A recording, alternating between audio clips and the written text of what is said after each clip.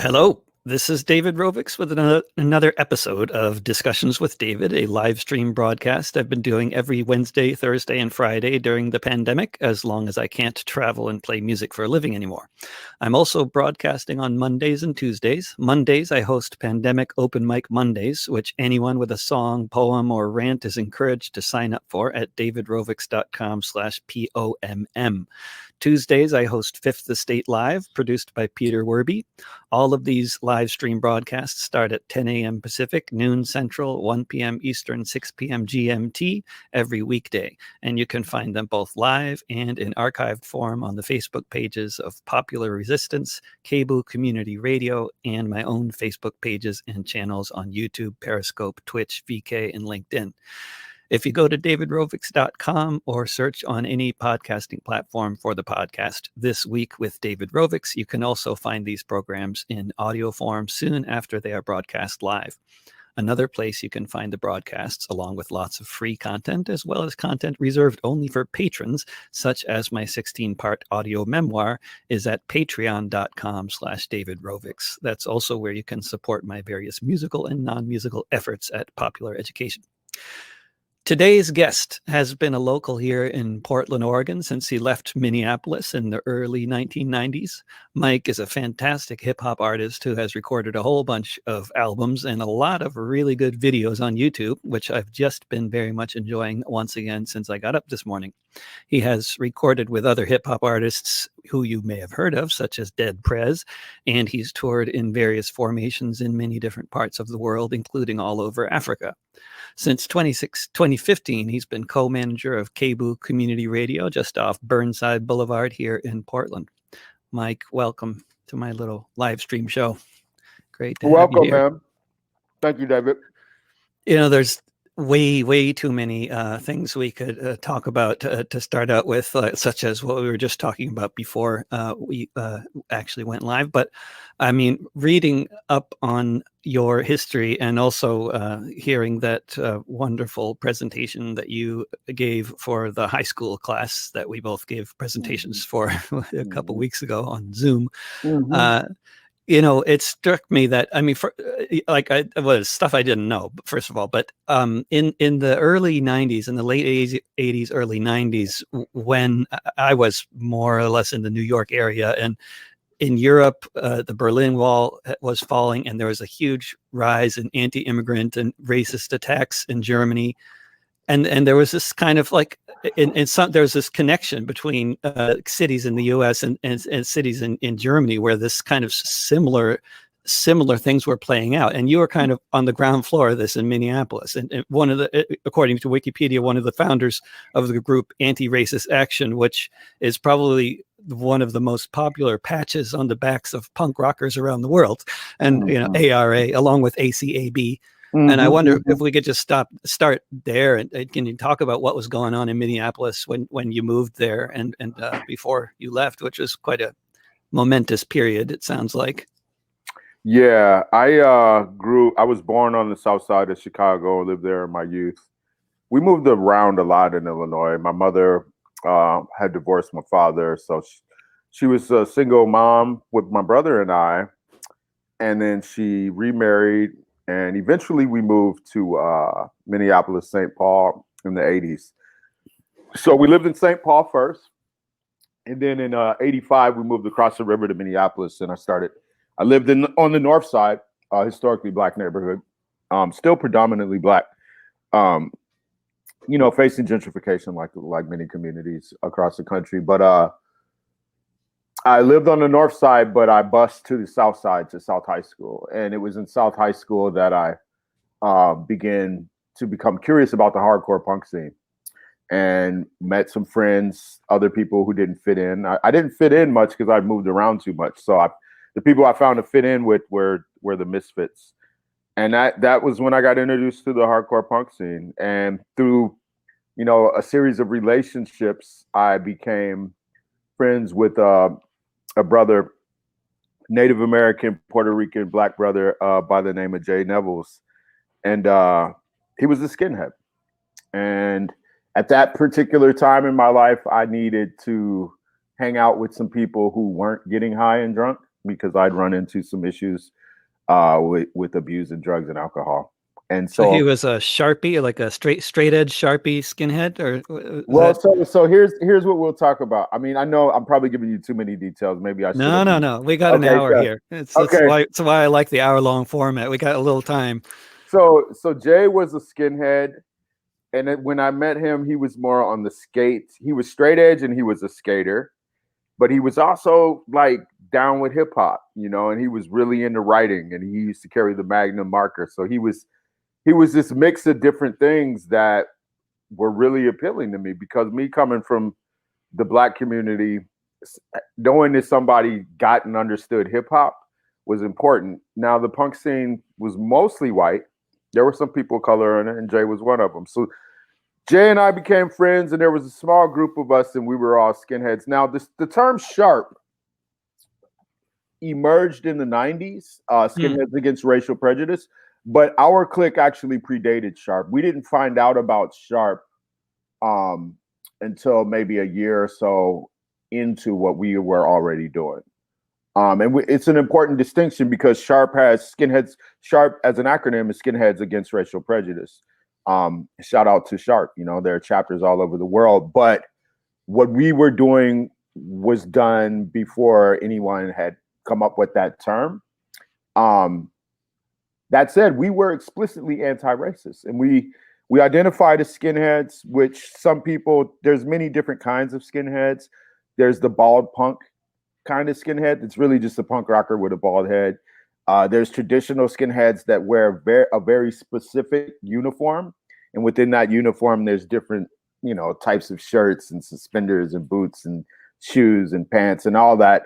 And then there's the politicized, I guess, kind of range from ultra right-wing neo-Nazi skinheads to very radical leftist oriented anti-racist skinheads.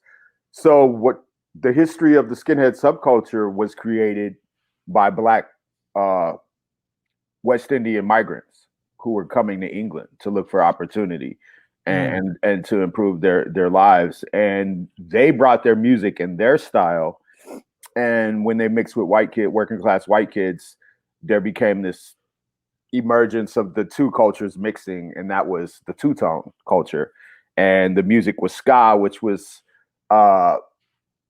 Jamaican rocksteady reggae with English rock influence. And these kids were all hanging out together and doing things together. In that time, that was in the late 60s, early 70s, similar to what we see today. There was a lot of xenophobia and scapegoating in Britain of immigrants, and a few different things happened while the British movement and the National Front, the ultra right-wing political parties in England, were targeting immigrants and blaming them for the country's economic woes. Reggae music coming out of Jamaica and the West Indies, and even in England, was starting to identify with the Black Power movement and was starting to get more political. And so as the reggae music began to instill more Pan-African and political and Black liberation ideologies in the Black population in England, there was this simultaneous reaction where a lot of working class white kids would say things like, well, if they can be about their pride and about their culture and about their self-determination, well, we should be about ours. And England is actually for English and not for all these immigrants. So there was a split in which a lot of working class white rage went to the right. And the way some of that looked was some of the skinhead movement actually became Nazi skinheads. And the movement was splitting at that time. And then other skins remained traditional or two-tone skins, what some people would call Trojan skins, because Trojan was a record label that put out a lot of skinhead reggae. So that's the history of what happened in England. And in the late 70s and 80s, people in the punk scene in the United States, some of whom might have been to England or knew somebody, or people might have been coming from England that were skinheads over to the East Coast. So skinheads started to emerge in this country. And by the time my friends and I became skinheads, we had a little catching up to do. We became skinheads in the 80s. '80s, and we had to study the history of the movement and the culture because we wanted to do it right. And that's when we understood that you didn't have to be racist, that anybody that wasn't white could also participate in this culture. And so we became an explicitly anti-racist skinhead crew called the Minneapolis Baldies. Mm-hmm. There were 7 of us at first. We grew to a core group of about 33, and the extended family, we probably had, maybe 70, 80 people that were part of our movement in Minneapolis. And the reason it became a movement was because in the '80s, there was a lot of talk show sensationalism and mainstream media sensationalism of the Nazi skinhead problem that was emerging across the United States. And what that created in our communities was a lot of white kids who saw Nazis on TV. They thought they thought they were tough. They thought they were macho. As a lot of pubescent boys, adolescent boys want something to belong to, something to feel cool, something to prove they're tough. And so white kids across America started signing up and becoming neo-Nazi skinheads. And so we saw an explosion of this in our own community, and we were like, no, there's no way we're not going to tolerate this. And so we began to confront. There was a Klan leader by the name of Paul Hollis who was a skinhead, and he recruited a bunch of white kids from all over the Twin Cities metro area, most heavily from East St. Paul. And they had a gang called the White Knights, and they would come hang out in Minneapolis at Uptown where all the punks hung out, and they would start coming to shows. And so my group, the Minneapolis Baldies, decided that we had to confront them. And just to context here, East St. Paul is like the poorest, whitest, working class neighborhood in the Twin Cities. Just right. That's just for people who are not familiar with it. Yep. Yeah. Please continue. Yeah, and so these guys were coming to shows and intimidating people, attacking people of color, attacking gay and lesbian people. And my crew was like, we can't tolerate this. We gotta step to them. And so we found them and we confronted them and we said, look, are you guys the White Knights? Are you white power? And they were like, yeah, and we were like, well, that's not actually gonna fly over here. And we're gonna give you, we had a strategy. Our strategy was to say, the next time we see you, we're gonna check in with you again. We didn't start with violence. We gave them a choice. We kind of gave them an ultimatum. We said, if we see you again and you're still claiming white power, there's going to be a problem. And so that was the beginning of a violent confrontational period in my life where we were fighting them on sight every time we saw them. And they tried to grow and expand their movement so they would be more of an intimidating fighting force and have more of a fighting chance to exist. And as they tried to expand their movement, we expanded our movement. And that was the beginning of anti-racist action, which was actually at first, it was a unified group of different subcultural like identities. Like there were punk rockers, and there was an organization called the Revolutionary Anarchist Bowling League, and a lot of those Rabble was down with us. They were fighting Nazis with us. There were different gang formations in Minneapolis, from Black and Latinx, Native American gangs, and street organizations that joined us. And so that was the beginning of anti-racist action. And I remember, I think it was my good comrade Kieran Knudsen who coined the term anti-racist action, because it was clear we believed that direct action was the only effective tool against fighting violent white supremacists. And this basic idea of direct action to fight violent white supremacists just became a meme at the time and spread all over the place in terms of like, I mean, it was like one of these things where I don't think, I would guess that probably 99% of people with ARA patches on their jackets have never attended an ARA meeting, but they identify with the idea of fighting white supremacists. Yeah. Yeah, it was pretty horizontal and decentralized movement. It was like the ideology of direct action against racist is not new, right? No. we can think, what was it? Was it the Greensboro massacre where members of the Communist Party, Communist Labor Party were Communist killed, Labor yeah, Party? by the Klan. Mm-hmm. Mm. And but there was a meme that came out of that, "Death to the Klan," you know. And I've seen that meme with the silhouette of a Klansman hanging from a noose, you know, and I've seen that tattooed on people. I've seen the Wheels of Soul motorcycle club out of started in Camden, New Jersey, but actually it's headquartered in Philadelphia and is a national club. This is the national club. What's it called? Wheels of Soul? Wheels of Soul MC. They use that. They brand that meme. I think on at least one of the clubhouses, there's the "Death to the Klan." Oh, great. Yeah, and that. So you know, these ideas are basically rooted in. I think it's rooted in the characteristics that a lot of people have, that we don't want racial terror to be part of our society, you know, and the fact that you don't want it there is not enough, because racial terror exists. It's a militant form of violence. It's a violent ideology, you know. It's people who are aligned with it are killers, and they have been since the history of this country has been in existence. Racial terror has been used to keep us in our places. And so the need to respond against that, whether it's Nat Turner or John Brown, that's something that's age old, you know. And I think there's an effort sometimes to brand things, to oversimplify them and to put them in a box and say, well, that's what that is. And once you do that, it's very easy for people to begin to actually misunderstand and to start to scapegoat and marginalize something, depending on what demagogues say about it.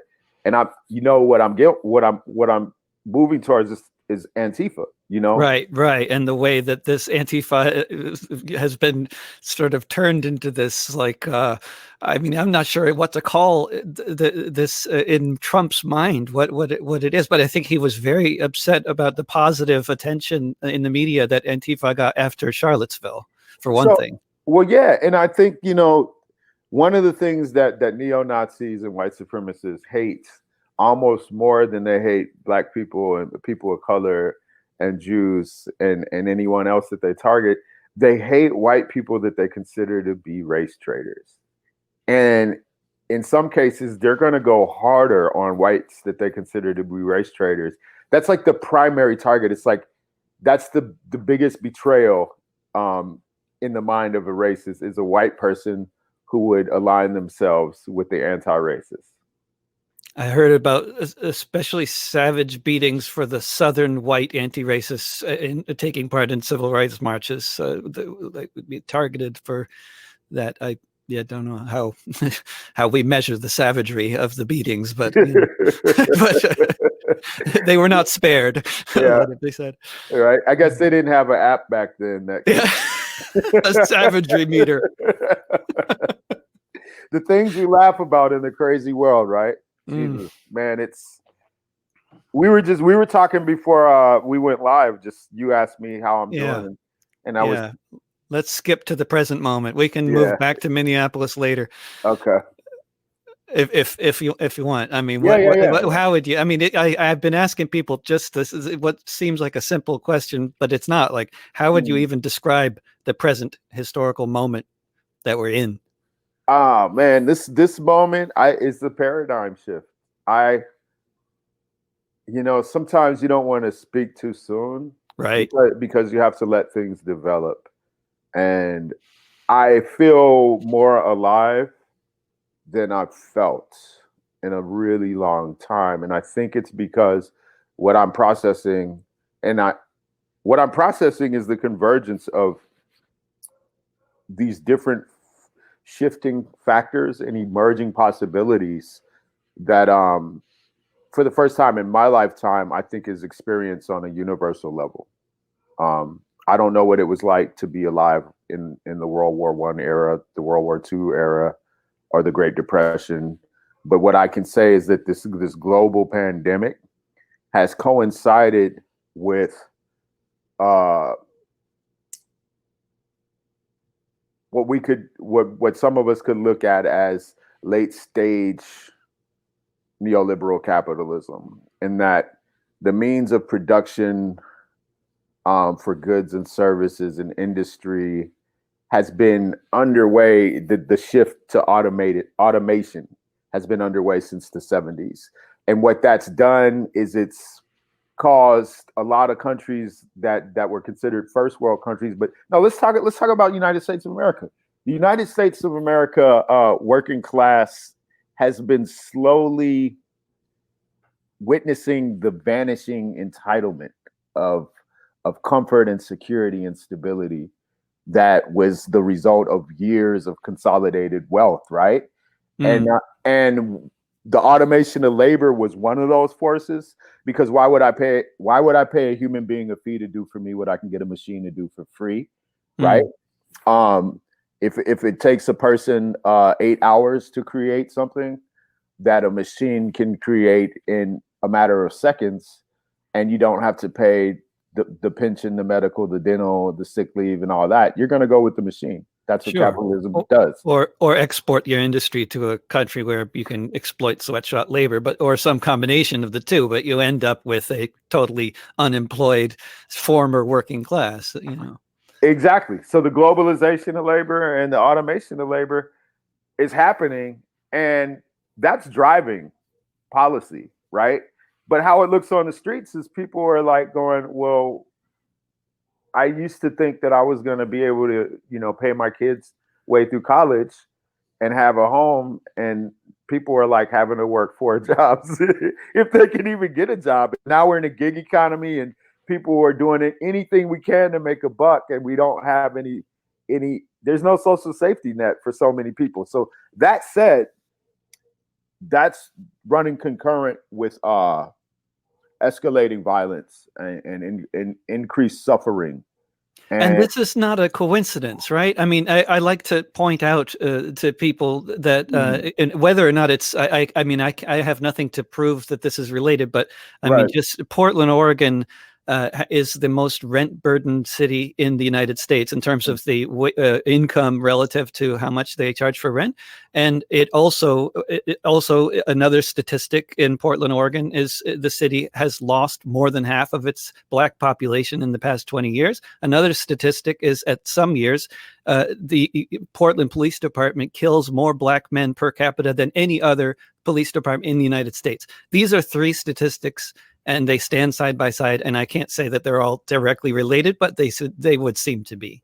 But everything is interconnected. Everything is interrelated. We live in a system of interdependent realities, right? Just like the sun shines, right? And in order for the sun to shine on the earth, there's going to be photosynthesis in the plants, and now we have some food to eat or whatever. It's like what we do on this planet is connected to larger systems that were in existence before we were born and will be here long after we die. And the same thing is true of the society that we live in, and the areas of human activity: food, clothes, shelter, education, healthcare, peace, land, politics, religion, war. All these things are interrelated, right? So I say that to say that in this moment, everything is transforming, because the ways that people created, generated, consolidated wealth is controlled by different things. So that the people who used to go to work, the ways that they would earn money have changed too, or the amount of money that's available for the worker has been shifted in such a way that your standard of living is actually going down. Your life expectancy. I watch him. It's going down. When I was a kid in high school, the environmental science teacher was saying that by this time our life expectancy would be up to like 110 years or something. Yeah, but right. I'm watching people die in their 30s and 40s of things that used to have to be 70 or 80 to die of. Yep. And so, like, I'm not trying to ignore what happened in Minneapolis, but what we understand that what happened with the George Floyd murder is part of a continuum, and it didn't happen in a vacuum. Breonna Taylor, Ahmaud Arbery, the brother who just got killed in the Wendy's parking lot, in Atlanta.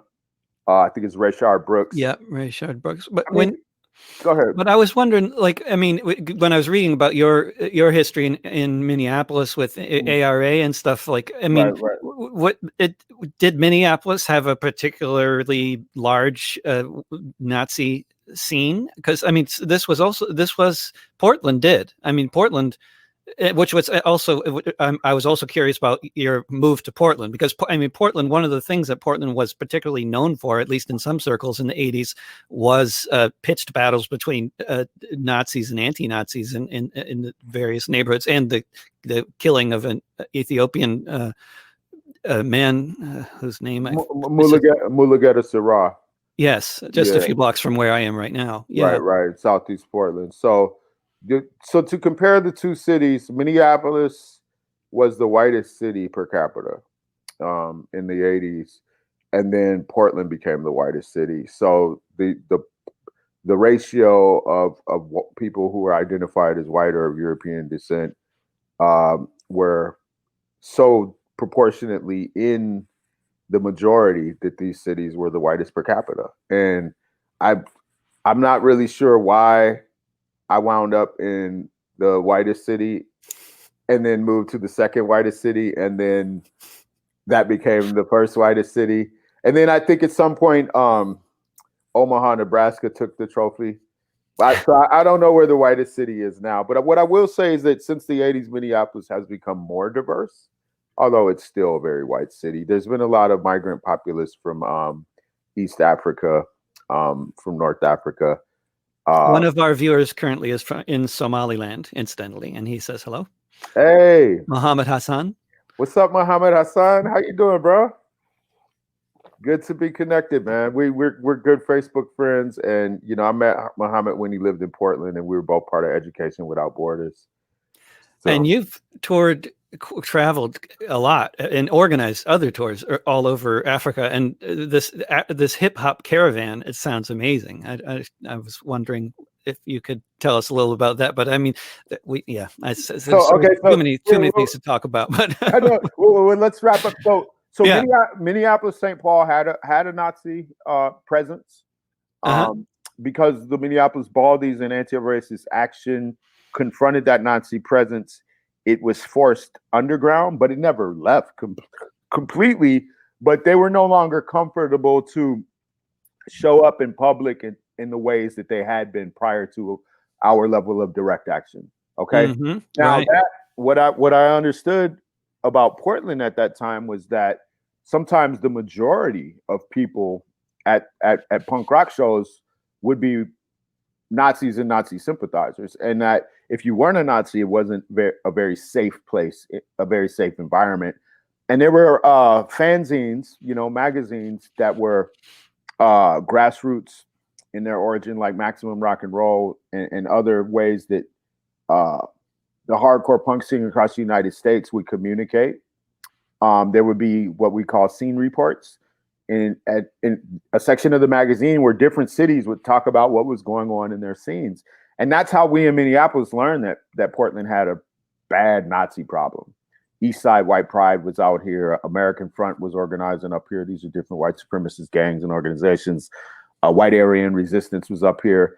And it turns out that when Mulugeta Sarah got murdered, when he got beat to death with a bat, I think that was 88, that it was some neo-Nazis, some members of the East Side White Pride gang that had beat him to death. And in the wake of that, there was Coalition for Human Dignity. There were local chapters here in Portland of Anti-Racist Action and Sharp, Skinheads Against Racial Prejudice, and a lot of different formations, and people were mobilized by that murder, and they wanted to come out here and try to help support the anti-racist organizing that was happening. So there was a series of events and conferences in the wake of Mulugeta Sarah's death. Prior to that, Minneapolis Baldies sent a cohort out here, and they did built some alliances with some of the street level anti-racist activity.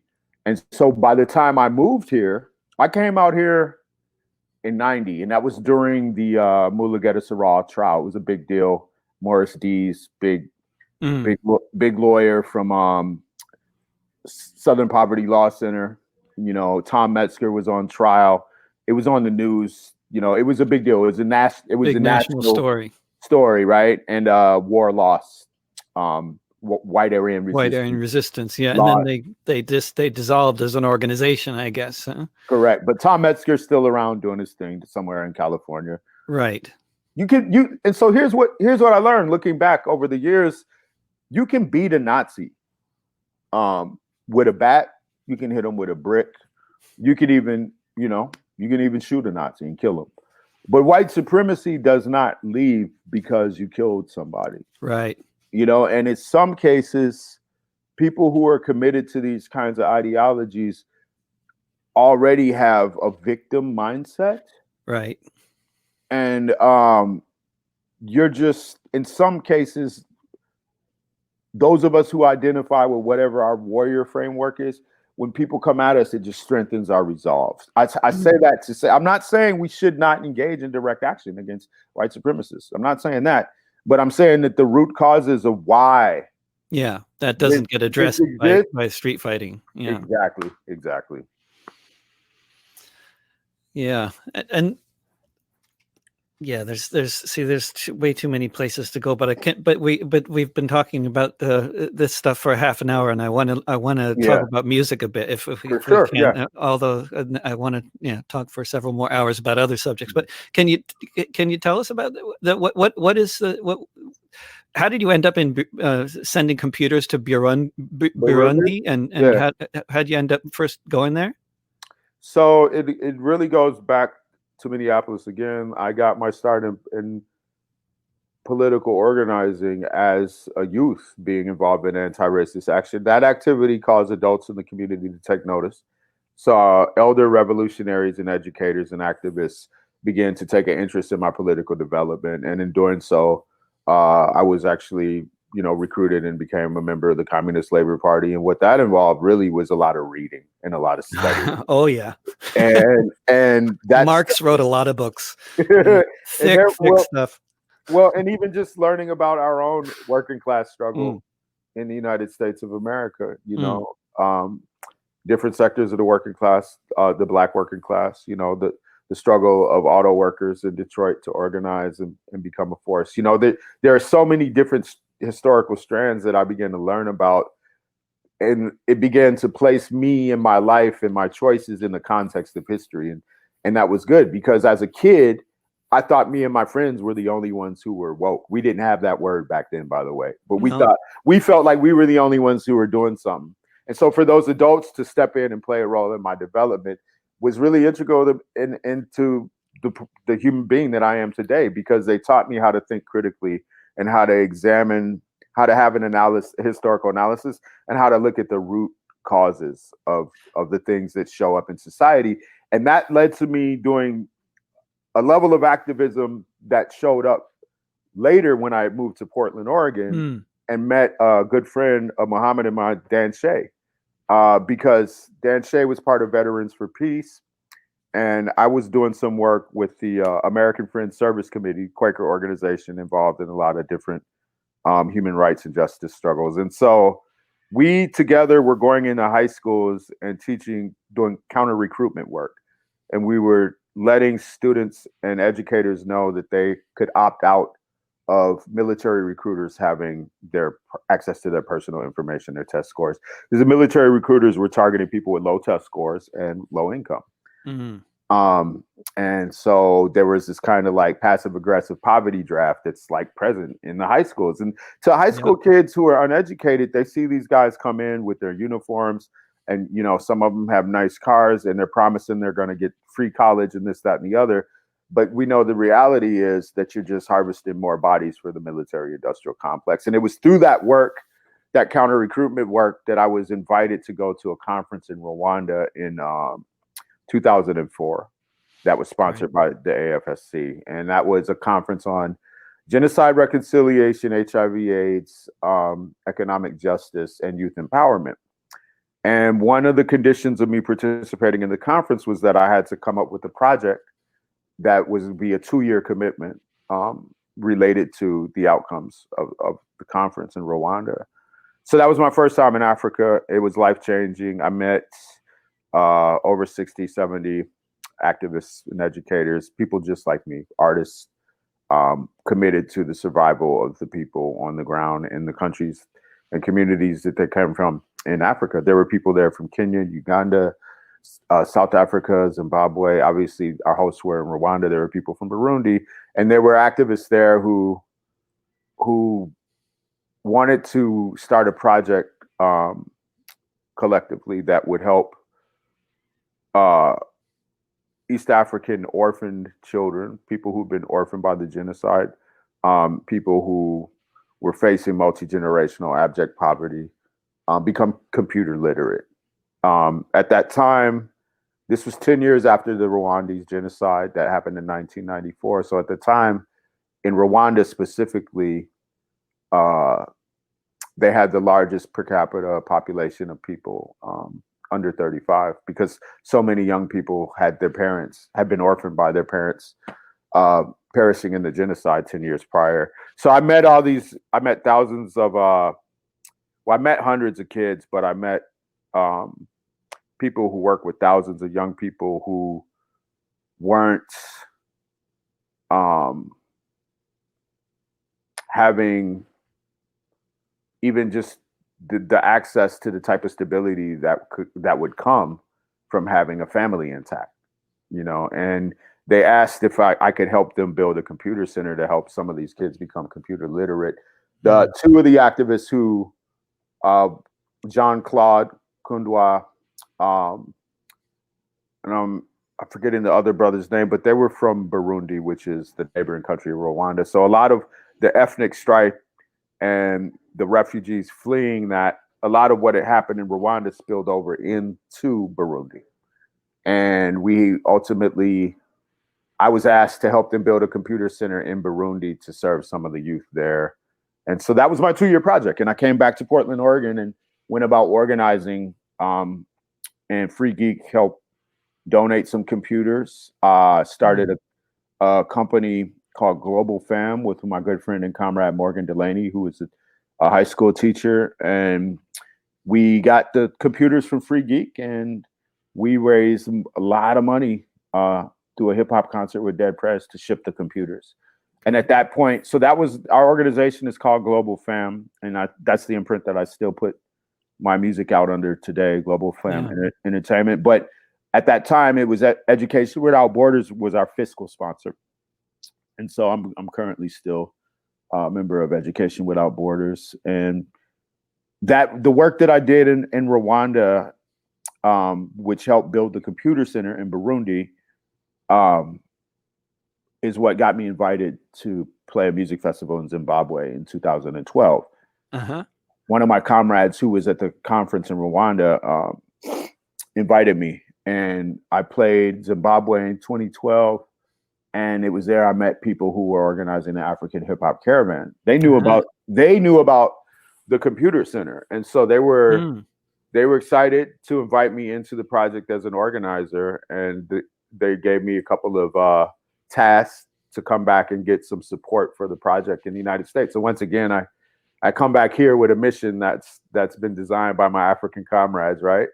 And to me, it's in that time I'm starting to, I'm in my late 20s and early 30s, I think, and I'm starting to realize the global nature of this interconnectedness and these movements and efforts for human rights and justice and anti-oppression work.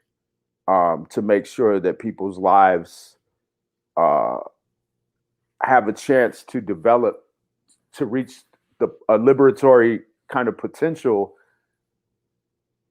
in the world where the dominant systems are operating in such a way in our lives that we're limited, and that's so central to what I've been up to ever since I was a kid. And ultimately, David, that's what fuels the lyrical content of the music. Like, since this thing has been going down with the pandemic, I've had a chance to slow down.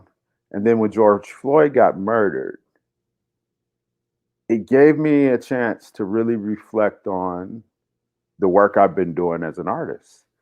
And I realized what I've known the whole time in my being, but I realized it in a different way. And that is that 90% of the songs I've written for 30 years are about this moment. Right? You've been working up to this. Yeah. Yeah. This is what I've been pushing for. I was born for this, man. We've been talking about defunding the police for a long time. Huh? Yeah. You know, and it's just, really quite something to hear this as a mainstream talking point. And I mean, God, it's just it's hard to get my head around. Although they're defining it in the most bizarre and narrow and ways that are not as intended by the people using the phrase in the streets. But it's still it's being talked about, and it's really quite something. Yeah, indeed, indeed. And for me to listen, I remember, NPR used to have things that were remotely left, right? Or even radical. Maybe it would be late at night. Remember, yeah, right. Mumia Abu-Jamal had his thing that he would do live from Death Row, right? And so that said, it's become this like centrist, like safety zone that's like, pro-Zionist and sponsored by some of the same companies that participate in the military industrial complex and blah blah blah. So I say that to say that for me to turn on NPR and 24 hours a day be able to hear people talking critically about white supremacy and systemic racism is good. Yeah. It would not have happened without a people's movement, uprising, and rebellion against a historic plague that we've been facing, I mean, because it's not a coincidence that it happens at the same time as this pandemic, which has just exposed so many inequities and caused so many more. It's really, but then it gets to like, so exactly what is the nature of this powder keg, because it's not exactly clear, you know what I mean? It's like, there's a lot of things going on here. There is a lot of things. And it's, I remember the first time I rode a motorcycle, it was scary because you realize if you've driven a car and you're used to having a metal box around you and built-in safety contraptions like seat belts and so you realize how vulnerable you are, and it takes a lot for your senses, your peripheral vision, your sense about it takes a lot for you to kind of snap into being a defensive driver when you're that vulnerable. And so that said, the sense of aliveness that I'm feeling right now that's invigorating is I feel like the environment is shifting in that I'm having to use more of my consciousness than I did previously to figure out what's on the horizon and what's in my periphery, because I can't tell what the outcome of any of this is going to be, and none of us can. So we're in the streets, we're protesting, we're doing demonstrations. There's more people mobilized than I've seen in a long time, maybe ever. When I'm driving from one end of Portland to the other, I'm seeing in total sometimes hundreds of white people on corners holding signs saying Black Lives Matter. And those people be out there all day. Maybe there are peak periods where there's more people than other times, but I've never seen that. The amount of awareness and urgency, again, in this frame, in this context, this broader kind of like environment where people don't even know when they're going to be able to go back to work, if they're going to be able to go back to work. So the precarious nature of that is like, on the one hand, it's allowed us to think about like what we can actually walk away from. So like, if I don't have to commute and I can just work from home, why would I ever choose to commute again? Right? Yeah, so a lot of people will probably not be commuting, and there's a lot of, I mean, they're predicting 85% of the restaurants in the country might end up closing for good. I mean, it's really like, it's hard to get your, I mean, I find I'm just constantly listening to many different news sources. I constantly have something in my ear, you know, because Right, and I'm a news junkie normally, but right. like just since the pandemic hit, I find it's impossible to keep up on what's going on, even when you're good at that.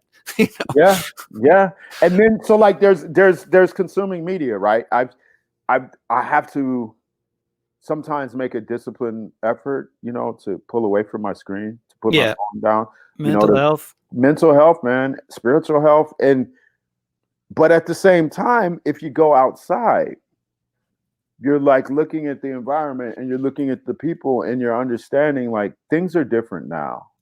Things have changed. And where we're going, nobody is sure.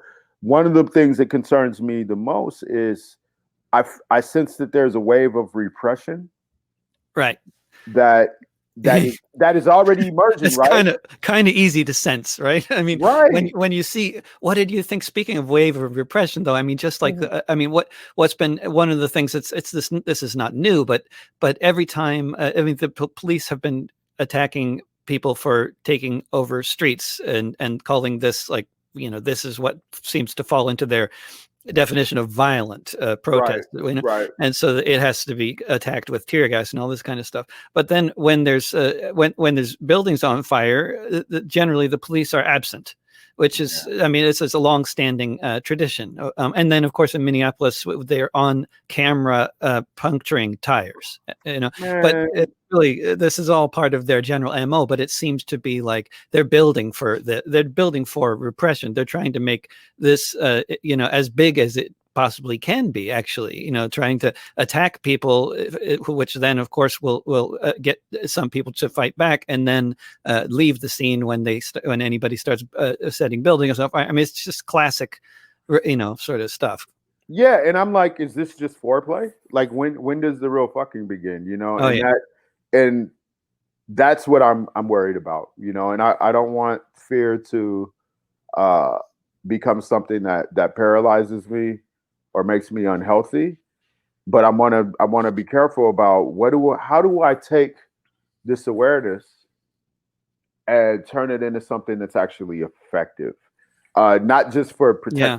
protecting my life and the lives of those around me, but so that our community can have a consciousness and a collective awareness about us. As far as What are your thoughts?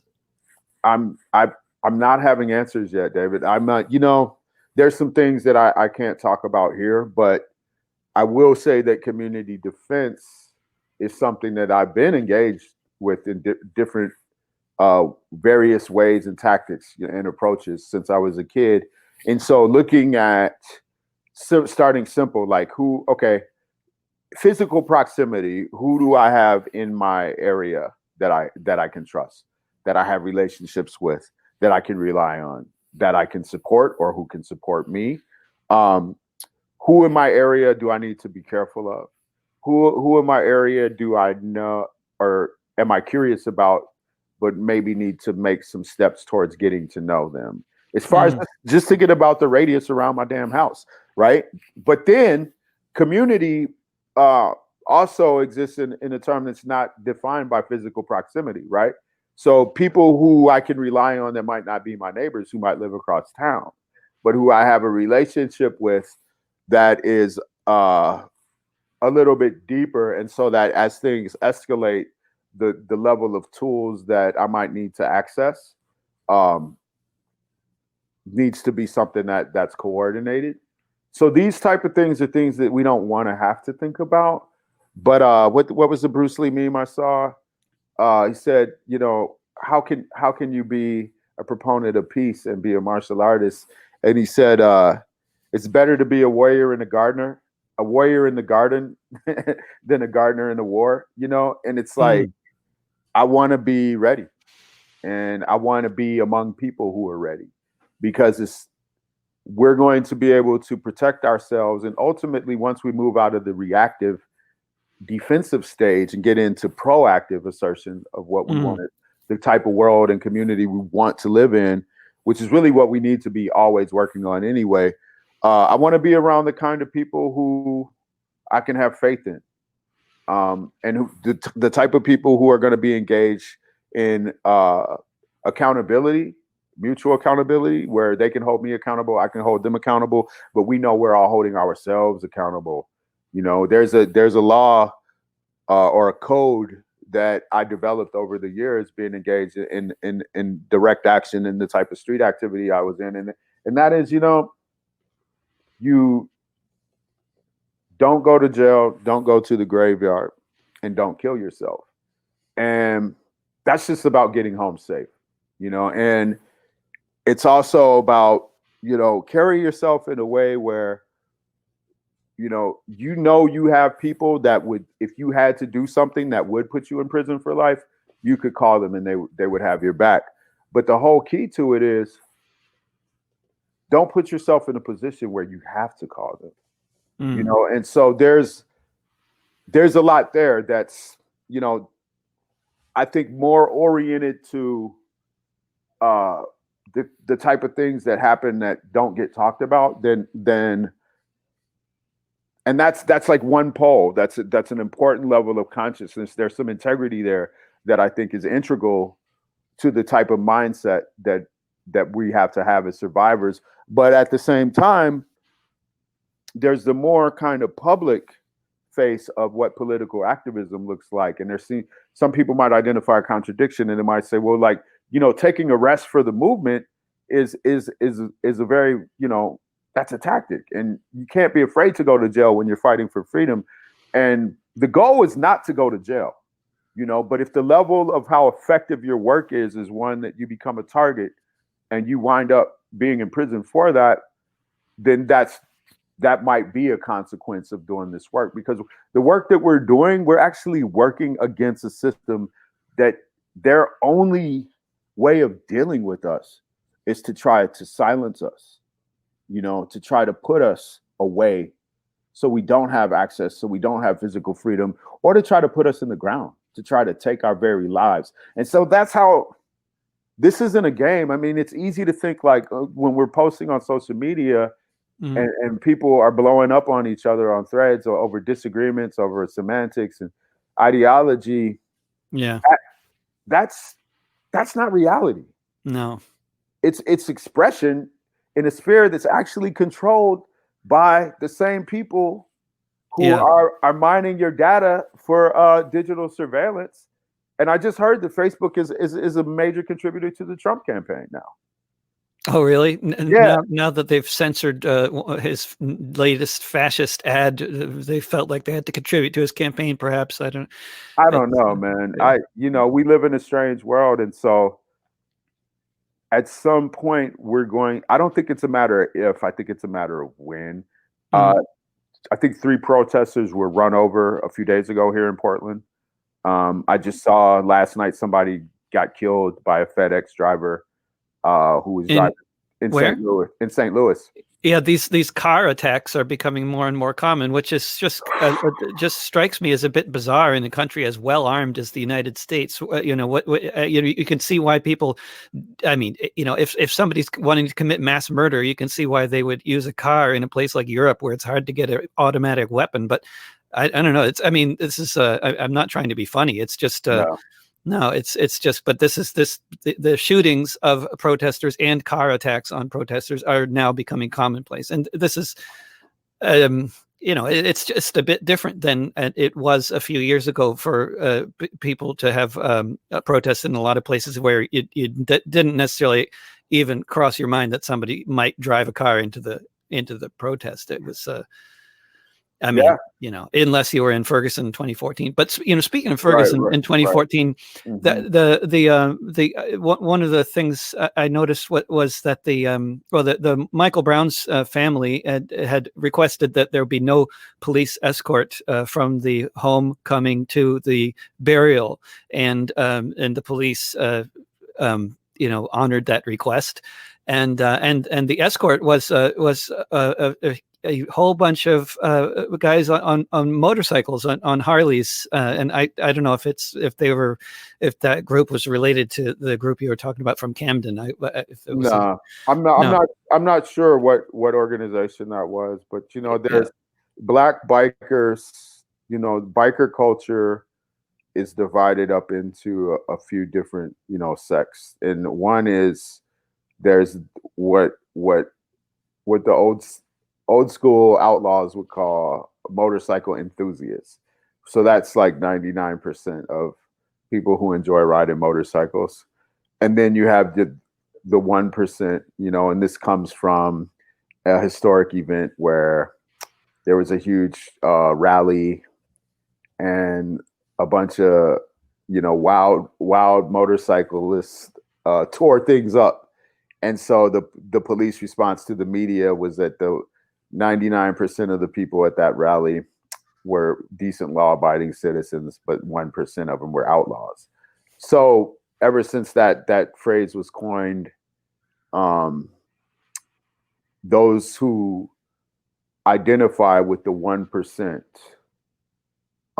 culture are known as outlaws. And outlaws have motorcycle. There's actually an outlaw motorcycle club called the Outlaws, but outlaw they're really worldwide. There are thousands of outlaw motorcycle clubs, or another term for them is 1%ers. Within the 1% world in the United States, there are black 1% clubs. Most major cities are going to have at least one black, but there are numerous black 1% clubs. And of the black, it's funny because the white 1% clubs are the dominant ones that we usually hear about in the media and that are popular part of American folklore. Hell's Angels, the Banditos, the Mongols, the Pagans. Those guys have historically not allowed members of color to be in their organization. I think the Mongols were predominantly Latino. So at this point, their membership can be white or Latino. But in the United States, 1% white 1% clubs that were dominant weren't going to let, it was in their bylaws, they weren't going to let black people ride with them. And so black clubs formed their own clubs.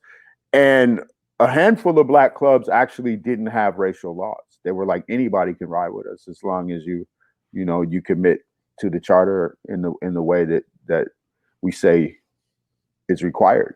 And so there are clubs that are predominantly black that also have riders of other races in them, even white riders. So that said, I'm not sure who the club in Ferguson was. And the political, outlaw biker culture is a subculture that is largely apolitical, but we know that apolitical is actually a political choice, right? Yeah. And so, when what we're used to seeing in white outlaw biker culture is people who Nazi symbols, the lightning bolts, the runes, and the Iron Cross and the swastika have long been a part of that culture. And initially, when asked about it, members of the culture would say, well, a lot of us were war vets. And so this culture exploded after World War II. A lot of men were coming home from the war and looking for camaraderie, got motorcycles. And a lot of them had insignias they had taken from their time fighting Nazis. And so those insignias began to show up in their regalia, right? But there were some people would say it's just about shock value. It was just because we didn't want anyone to bother us and we wanted people to feel intimidated. And then some people were like, no, that's some white, they're actually white power. And I've seen like real white power shit. Like you're not just doing it for shock power. You're actually a member of the Ku Klux Klan and you're part of outlaw, biker culture. So I've seen all that. And I've seen black clubs, take a firm stance against that. But it's a very secretive world. So I say all this to say that you can't really know what you're getting into until you have relationships with people. But there's a lot of things that appear one way on the outside and there are reasons for that. But you're not as an outsider, you're not just going to know. You're going to have an idea, but you can't know until you become part of that culture. That's just great wisdom, Mike. Yeah. Mike, do you think there's going to be an election in November before we go? I know it's too far off, but to be honest with you, I'm not even worried about that, man. You know, I'm worried about, you know, let's say if they're right now, it looks as if the choices are going to be either Biden or Trump. From my perspective, fuck both of them, man. Like, I know people are like, we got to get Trump out, and if you vote, if you don't vote for Biden, you're voting for Trump and all that. I'm not so much caught up in that kind of binary thinking, man. What my understanding is that, you know, for poor working class people, our movement is not about who ends up in the office.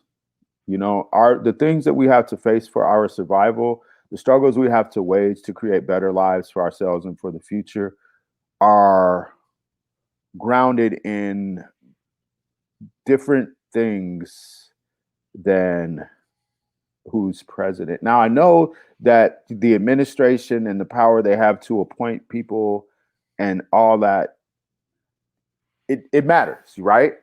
The Supreme Court, it matters for years and years. The type of laws that are made that affect our everyday lives, that matters. But I don't know, David. I just can't get behind the lesser of two evils. And both of those guys they're not doing it for me. They don't do it for me, man. Do you think that any police departments are actually going to get defunded? I think that there's gonna be a lot of talk, and we're already starting to see the talk of revolutionary abolition of police in certain cities where it's actually on the table, and city councils start to shift to milder incremental reform, starting by taking significant, you know, figures, you know, in the millions of dollars, you know, six figures from departments. And I think departments are innumerable big cities. Their relationships with schools and universities are being severed. And so, you know, the degree to which these changes are moving towards on one end, abolition of police as an institution in this country is more of an ideological fight that I think probably still has some decades to go, honestly. Yeah. I think the public, if we look at the spectrum of where people's minds are about whether we need police or not and the issues of public safety, I don't think that the masses are radical enough yet for there to be enough of a critical mass of people to really sustain a radical push for abolition of police departments. So again, I think what we're going to see is more mild reform where funds will be pulled that used to be allocated for policing and then reinvested and redistributed into social services. And, you know, I'll take that. Yeah, right. You know, I'll take that. That's something. But again, we see that in the face of the rebellions and the uprising in the wake of the murder of George Floyd, Breonna Taylor, and Ahmaud Arbery, we see that the police are still killing people. We see that their response to the public demanding that they stop killing people is to actually fucking kill more people, you know, and that culture is not going to change anytime soon. And I think the repression, they're targeting activists in Seattle. I don't know where else they're targeting activists. We've heard of 6 different lynchings. Every time you hear of a Black person hanged in this country, it gets ruled a suicide. Right. And they're so often they're activists yeah. And so we, you know, those of us who have a different sense of things are starting to wonder, we have to, you know, how much the police are involved in these lynchings. Yeah. And how long is the repression and the backlash against people going to go on in this framework? White rage, working class white people who feel their vanishing entitlement, who become vigilantes, are they going to be protected? You know, when they go out and drive a car to a protester, or when they lose their temper and shoot somebody and say that they felt scared? Well, that's traditionally always been the case, hasn't it? At so many protests, and we've both been to, where the police are always protecting the fascists and attacking the anti-fascists of whatever formations we're talking about. So they're always on the wrong side. Exactly. And so I think we have people like us who are not fascists and who actually want to create a better world for all. We have to be careful right now. You know, we have to really be mindful of the shifting environment. And even though there's mass movements for justice, there's the people who are not interested in justice are scared to death of losing what all the generations of violence and brutality and genocide and extractive, capitalism, they're afraid of losing that. And so they're going to fight like a scared animal, and we've got to be ready for that. Mike, I want to have you back again to talk about music next time, perhaps. Yeah, but this right? has been a wonderful conversation. Indeed, I man. even had all kinds of questions related to music ready to ask you, but we there's always too much to talk about. But yeah. Thanks so much. It, man. Thank you so much. Have a good day, David. You too, Mike. All right, Take bye-bye. care. And thanks for tuning in to this conversation with Mic Crenshaw. You can find this and other discussions with David in archived form in various locations, such as the Discussions with David playlist on youtube.com/drovics, at patreon.com/davidrovics, at soundcloud.com/davidrovics, and on any podcasting platform if you search for the podcast This Week with David Rovics. I have a new album out on Bandcamp, which you can stream for free, called Notes from a Failed State. The music, the live stream broadcasts, and the podcasts are all free. But if you want to support my journalistic and musical efforts, plus have access to some exclusive offerings just for patrons, please join my community supported art program, or CSA, at davidrovics.com/subscribe or patreon.com/davidrovics. Artists for Rent Control is now set up to start organizing an emergency eviction response team. Please go to artistsforrentcontrol.org and sign up. Monday's broadcast will be another in the series of weekly open mics I've been hosting under the banner of Pandemic Open Mic Mondays. If you have a song, a poem, or a rant to share, please sign up at davidrovics.com/POMM. Hope to see you again soon here in the Matrix and out on the streets. Don't pay the rent and don't be afraid of your neighbors. Mutual aid will get us through. Bye for now.